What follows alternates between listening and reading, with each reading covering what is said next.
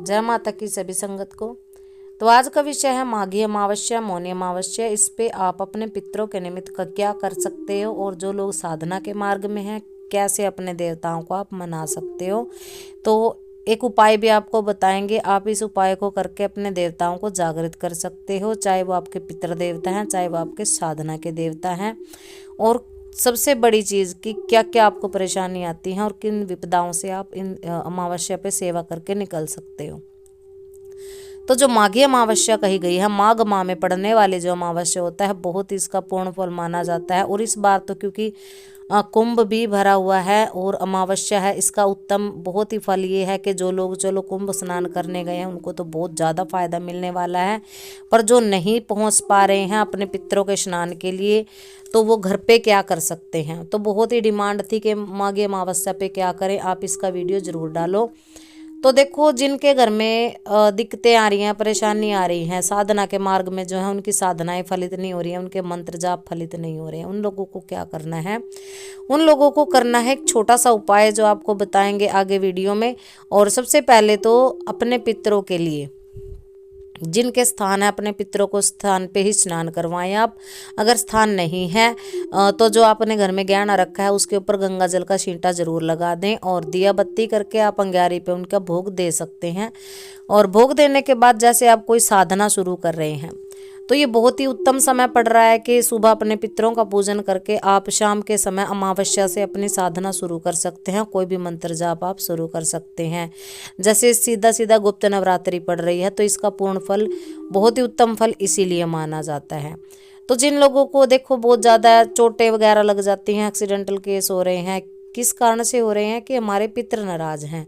सबसे पहले तो हमें गणपति पूजन करना है, अपने पितरों का पूजन कर लेना है। और पितरों के पूजन के बाद अपने घर की जो भी शक्ति है, जैसे कुल देवी हो गई, आप उनका पूजन भी कर सकते हैं।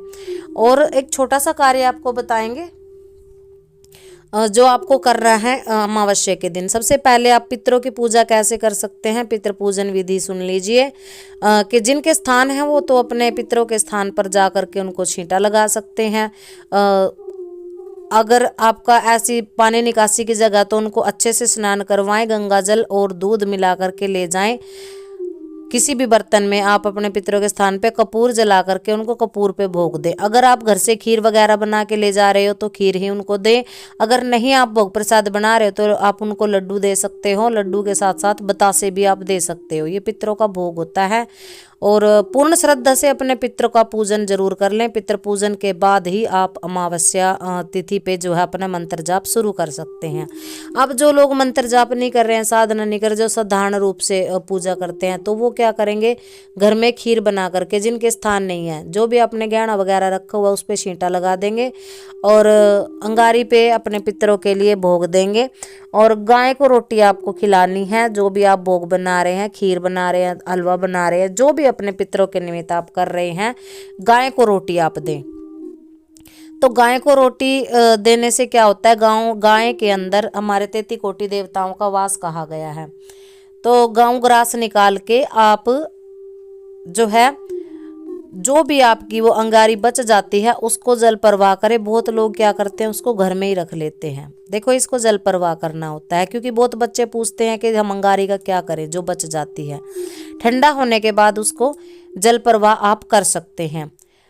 और एक उपाय आपको बताएंगे कि आपको एक गोला ले लेना है, सूखा नारियल गोला जिसको बोला जाता है, खोपा गोला, जो पूर्णाहुति के समय हवन कुंड में भी डाला जाता है, ड्राई फ्रूट की तरह भी जिसको यूज़ किया जाता है, क्योंकि बहुत सारे लोग गोले का मतलब समझ नहीं पाते हैं। तो वो ले लेना है, उसको आप थोड़ा सा ऊपर से काटिए और उसके अंदर आपको काले तिल डाल लेने हैं, सफ़ेद तिल डाल लेने हैं, और उसमें आपको घी और खांड डालनी है। देसी खांड जो होती है वो डाल लेनी है, 1 चम्मच घी डाल लेना है। 1 रुपये का सिक्का उसके ऊपर जरूर रखें और ऊपर से उसको बंद करके किसी भी, अगर देवस्थान में कहीं आपको कच्ची जगह मिल रही है, कोई भी निर्जन स्थान में कोई पीपल का वृक्ष है तो उसके नीचे उसको धरती में दबा दें। ये अमावस्या के दिन आप करें। और अगर आप अमावस्या को ये उपाय नहीं कर पा रहे हैं तो आप किसी भी शुक्ल पक्ष के रविवार को ये उपाय कर सकते हैं। तो इस उपाय को करने से क्या होता है, आपके पितरों को तृप्ति मिलती है, शांति मिलती है। और पीपल के पेड़ को आपको सींचना है। पीपल के पेड़ में आप दिया भी लगा सकते हैं। तेल का दिया संध्या के समय लगाओ अपने पितरों के निमित्त। अगर आपके आसपास कोई पीपल का वृक्ष पड़ता है तो आप जरूर लगाएं। कोई मंदिर में, कोई देवस्थान में अगर पेड़ है तो जरूर अपने पितरों के निमित्त वहां आप दिया लगा करके प्रार्थना करें, हे भगवान हमारे पितर जहां भी हैं और जिस भी अवस्था में हैं, इस भोग प्रसाद को स्वीकार करें और तृप्त हों और हमारे ऊपर कृपा और आशीर्वाद करें। उसके बाद क्या करना है, जिन बच्चों को सेवा करनी है, साधना करनी है, वो अपनी रात्रि के समय अमावस्या को जरूर जाप कर लें दिया लगा करके। अखंड ज्योत की स्थापना करना चाहते हैं तो अखंड ज्योत की स्थापना कर लें। अगर अगले दिन से नवरात्रि से 30 तारीख से आप साधना करना चाहते हैं तो 30 तारीख से भी कर सकते हैं। और ये गुप्त नवरात्रि की साधना है, इसको बिल्कुल गुप्त रूप से करना है। इसके भी कुछ नियम हैं। आपको तिलक नहीं लगाना है, बिल्कुल भी शो नहीं होने देना है कि आप साधना पे बैठे हुए हो। फालतू किसी के घर नहीं जाना है, क्योंकि इससे हमारी ऊर्जा का क्षय होता है। क्योंकि हमारे शरीर में बहुत तरह की ऊर्जा का संचार होता है जब हम साधना पे होते हैं, और वो ऊर्जा किसी के घर जाने से खंडित हो जाती है, उसका क्षय हो जाता है। किसी को भी ये मत बताएं कि हमने व्रत रखे हैं। और क्योंकि गुप्त नवरात्रि गुप्त रूप से इसलिए की जाती है क्योंकि इसमें नक्षत्रों का खेल जो होता है, बहुत अधिक नक्षत्र इसमें पावरफुल होते हैं और मंत्र आपका बहुत जल्दी सिद्ध होता है, बहुत जल्दी ऊर्जा बनती है, बहुत तरह की शक्ति का आपके शरीर में संचार होता है।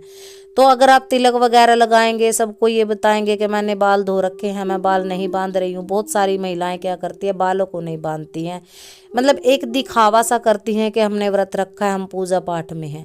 ऐसा नहीं करना है। फ़ोन से आप दूर रहें। अगर मंत्र जाप कर रहे हैं तो फ़ोन पे आपको ज़्यादा बात नहीं करनी है, क्योंकि जब आप जाप कर लेते हो, जाप के बाद अगर किसी से ज़्यादा बात करते हो तो आपका जाप चोरी हो जाता है, आपकी ऊर्जा सामने वाले व्यक्ति को मिलती है। इसलिए कहा जाता है फ़ोन से और दुनिया से थोड़ा दूर रहें। तो ये नियम रहेंगे। बाकी कुछ नियम ये भी हैं कि आप अपने 9 दिन अगर व्रत कर रहे हैं तो बाल आपको नहीं कटवाने हैं, नाखून नहीं कटवाने हैं, क्योंकि हमारा शरीर ऊर्जा का संचय करता है मंत्र जाप के दौरान। और अगर आप शरीर के इन हिस्सों को काटते हैं तो हमारी ऊर्जा भी खंडित होती है, क्योंकि ये हिंसा में आ जाता है। बाल का काटना भी हिंसा में आता है और नाखून काटना भी, क्योंकि ये शरीर के ही हिस्से हैं, शरीर का अंग माना गया है इनको। तो अगर इनको काटते तो हिंसा हो जाती है। और साधना के दौरान आपको कोई हिंसा नहीं करनी है किसी भी प्रकार की। आपको पूर्ण रूप से बिल्कुल सात्विक रूप से ये साधना करनी है। जौ नहीं बोए जाएंगे। जो लोग जौ बोते हैं तो देखो जौ से पता चल जाता है कि आप किसी साधना के दौरान हो। अपनी अखंड ज्योत जिस मंदिर में लगाओगे वो कोशिश ये करें कि मंदिर का पर्दा हर समय बंद रहे, किसी बाहर के व्यक्ति की दृष्टि उसके ऊपर ना पड़े। और कोशिश ये भी करें कि साफ शुद्ध वस्त्र धारण करके अपने ऊपर भी किसी की दृष्टि न पड़ने दें। तो सभी को जय माता।